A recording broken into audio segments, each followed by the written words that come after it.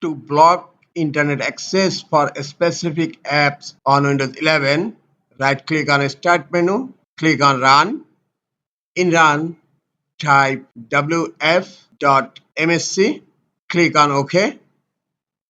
Windows Defender Firewall Advanced Security has been opened, and right-click on Outbound Rules and click on New Rule. New Rule window has been opened. Select Program, then click on Next.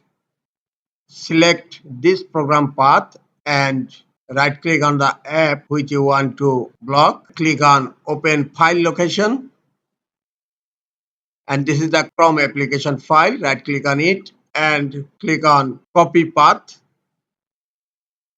Minimize the browser and paste the path here.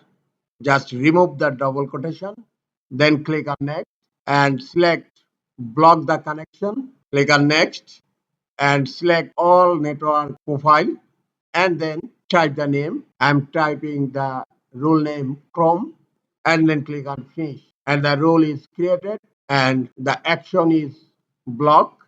Now I need to check, close Windows Defender, open Google Chrome.